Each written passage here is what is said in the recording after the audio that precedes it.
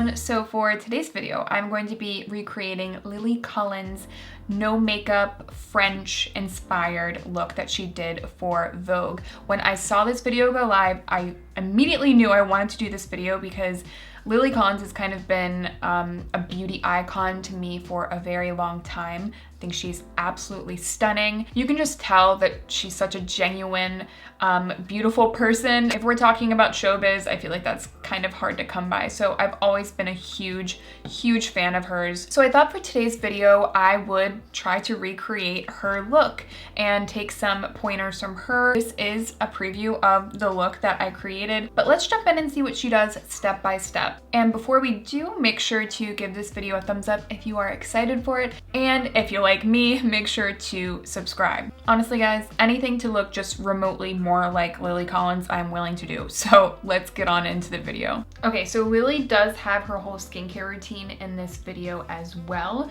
What I did is I just went ahead and did my skincare routine so we can just focus on the makeup for today's video. So let's see what her first step is. So on to the first step of my makeup routine, which is Teint Idole foundation, which is so perfect for a lightweight feel. It's super versatile, which is my perfect partner for the je ne sais quoi kind of no makeup look, but it's 24-hour long lasting coverage as well. So what I like to do is take this partnered with the Je ne Fixe serum, because this makes it actually more of a medium coverage and it adds back that healthy radiant glow that I was talking about. So it's just kind of the ideal combo. This, and I put about a quarter size like this, the Je ne Fixe serum again. Add just a couple of drops to that. Mix them all together.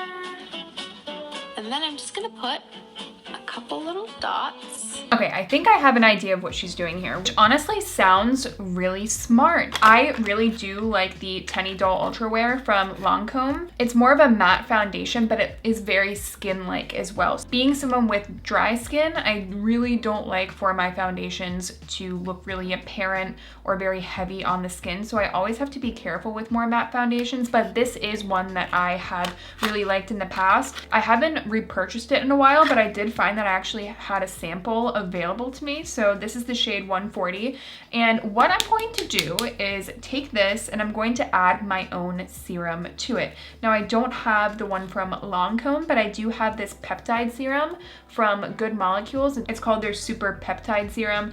And I'm going to try and make this concoction that she's doing. I've only ever done this with facial oils. I do add facial oils to my foundations to give them a more dewy look, but I'm interested in seeing what a serum will do to the texture of this. I have a little bit on the back of my hand, and then I'm going to add just a couple of drops of this to the foundation. I don't want to add too much. This could either go really well or really bad.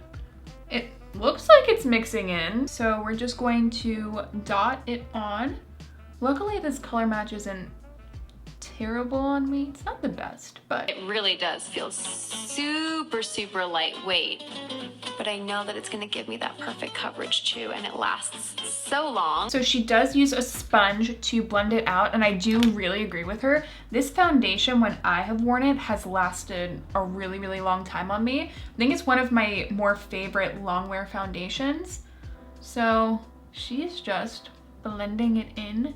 And what I'm noticing right away is that it definitely has less coverage because we added the serum, which obviously makes sense. She mentioned that this would be more of a medium coverage when we added the serum. So I'm definitely getting medium coverage. I could add a little bit more foundation to build up some coverage, and I might do that. I have one pesky spot. Yeah, so I still have a little bit on the back of my hand, and I'm just going to spot conceal some of the areas I want a little bit more coverage. Okay, so that definitely gave me more coverage when I built it up. And this is a very buildable foundation, so I really like that about this.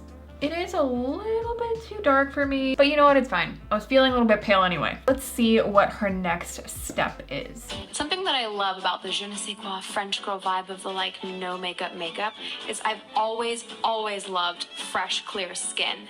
And I've always been someone that's kind of about like less is more. I've always said the less you have on your face, the less there is to go wrong throughout the day.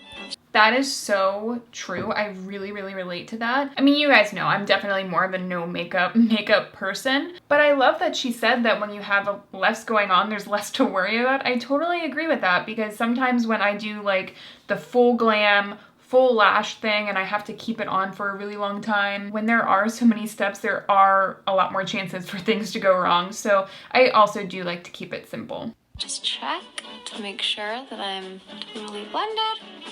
Okay, so now I'm gonna move on to Absolute Powder. Wait.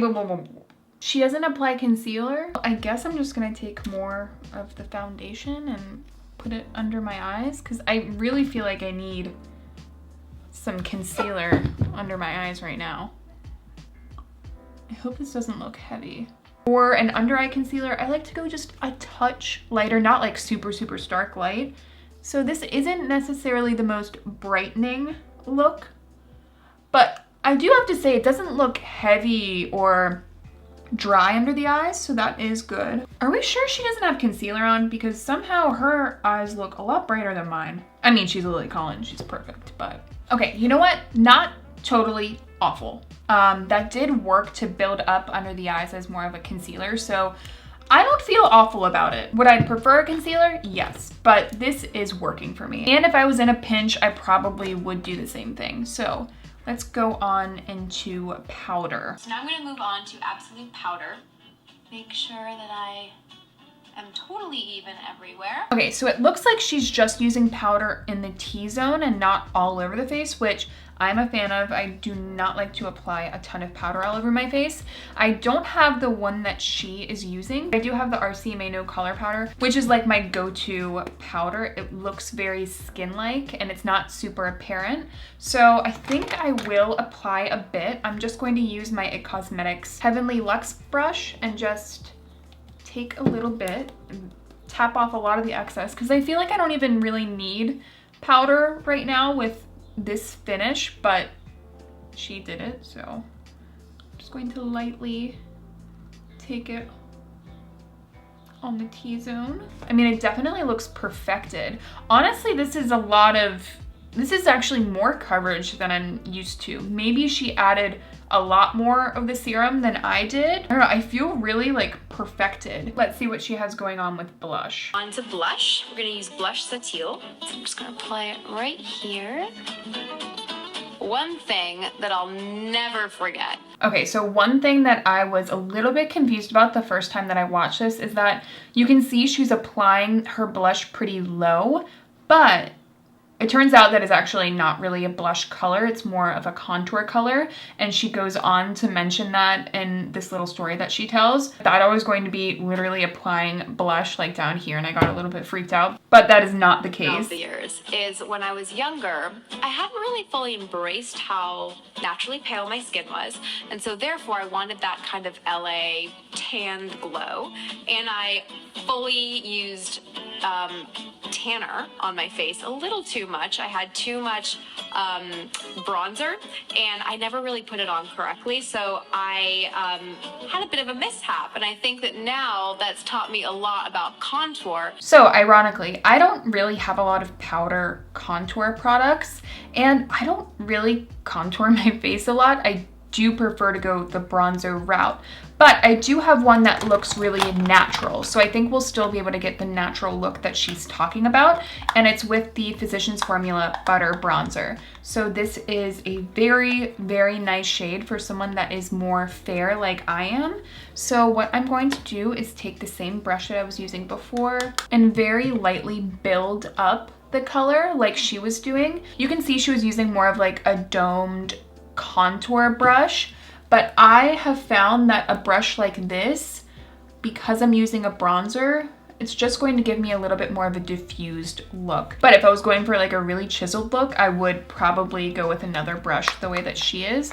Going ahead and building this up. And let's see what's next. My favorite parts of my beauty routine, it's all about the brows. So first I'm gonna use Le Monochromatique highlighter, and I'm going to use it in a very different way, I think, for me to highlight the brows. What I like to do is take a brush and very, very lightly swipe it across my eyelid. Ooh, you can already see some of the sparkles. And I like to make sure that I'm putting it just under the brow, right there, to enhance and highlight the shape of the brow. Because for me, shape is key. Okay, so she's using a highlighter under the brows to give them a more defined shape. Now, I have done this with shadow looks, just added a little bit of brow bone highlight, but I've never used it all the way under my brows, so I'm interested in seeing how this is going to look. I tried to get as close to the highlight color as she's using, and I found my Becca Vanilla Quartz Compact, and this is a pretty close shade to hers, but mine is very, very broken, so I need to be careful. I'm going to take the other end of my IT Cosmetics brush, and let's go ahead and apply this. Sounds like she's just taking it all under the brow, and I think she put a little bit on her lids too.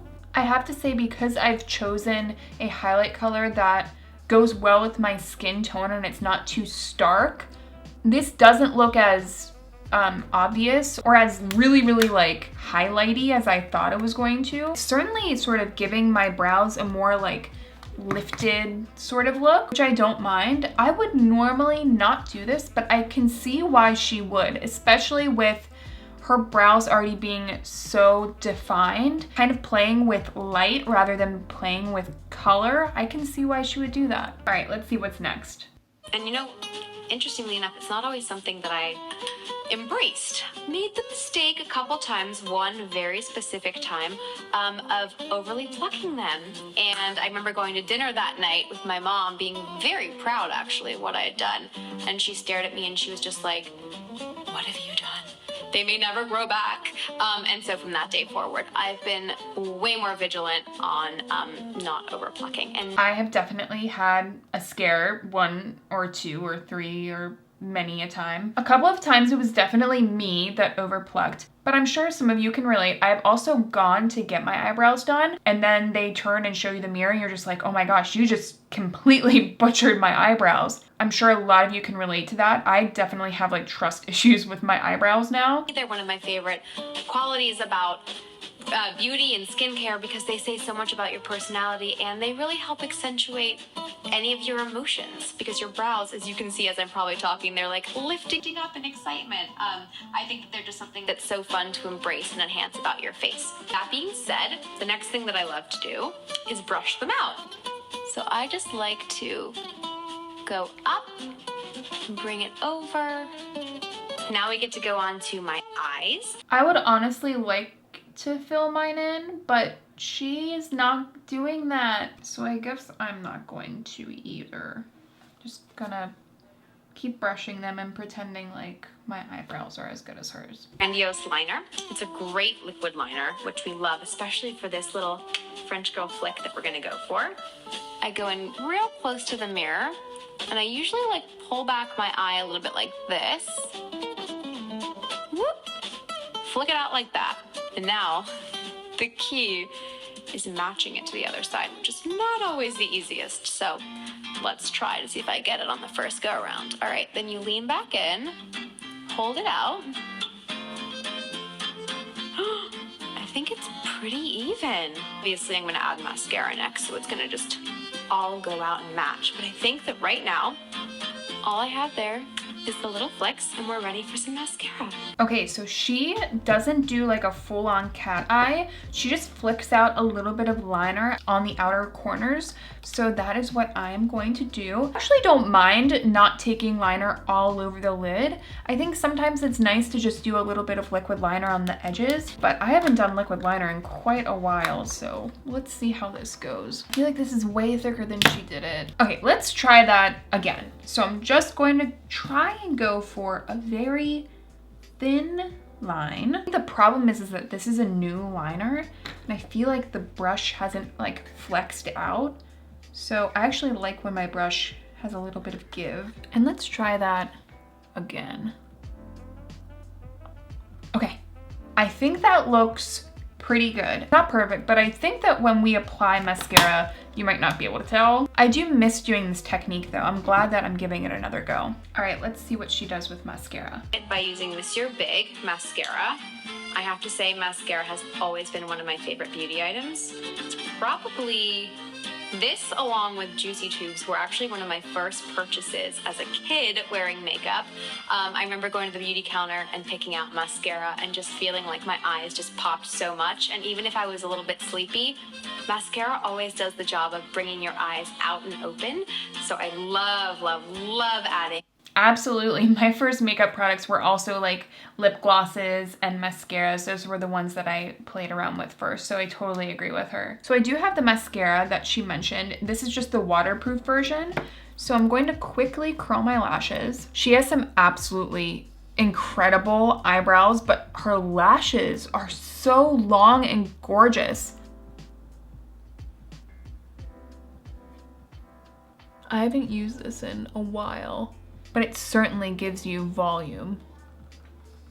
I am going to concentrate a little bit on the outer edge just to kind of blend that flick into the rest of the eye makeup look. I have to say, as I am applying this, I'm looking at the sort of all over highlight on my lids and it's growing on me. I was a little bit skeptical about that, but as I'm looking at it, it does kind of just like catch the light in a really pretty way. I think the key with that step is to make sure that you're using a really natural looking highlight, not one that's like super metallic. All right, so those are the lashes all done. Let's see what's next.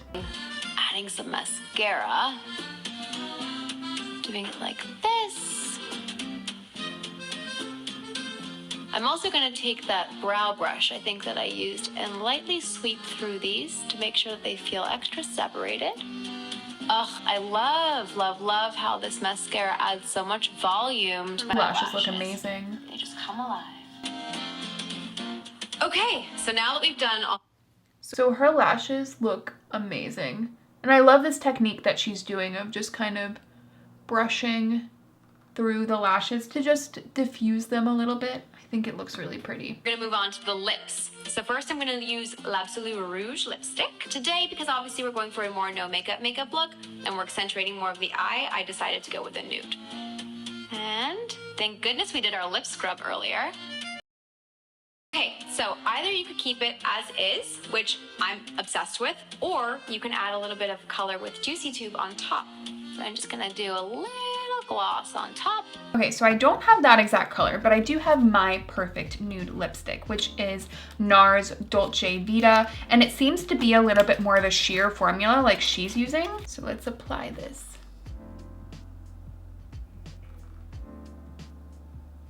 I think she went with like a slightly more pale nude, but this is the sort of pinky nude that I like to go with. And then she said to add a little bit of shine to the lips with Juicy Tube. So I do have one. This is the shade. So I do have one. It's the shade Marshmallow Electro. And I have used this shade in particular before, and I wasn't a huge fan, but I've heard from you guys that this shade isn't as good as the other shades. So I'd be interested in seeing what some of the other shades look like. I'm just tapping that onto the center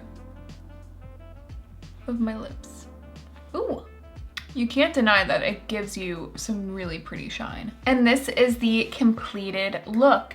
So I have to say there were definitely some steps that I was a little bit skeptical of, but seeing the whole look come together, I think that this is really, really pretty. This foundation is certainly one that I would recommend to you guys if you're looking for a really, really long wear foundation. And I would love to try the trick again of mixing in a serum with some of my other foundations. Again, because I normally do a facial oil to give me like a lot of dewiness, I think it'll be cool to play around with a serum because a serum might kind of sheer out the foundation a little bit, but this one in particular isn't going to give you a ton of dew. So I'm kind of interested in doing that again. Really surprised that I like this highlight under the brows as much as I do. I do miss putting in just a little bit of a color in my brows, but I can see why she would just want to not, because hers are perfect and they don't really need anything. As for the no concealer. I think the concealer is what I'm missing. My under eyes are definitely covered, and I do think that the skin looks nice, but I just feel like I want a little bit more of a creamy look under the eyes. Honestly, kind of surprised though that my under eyes don't look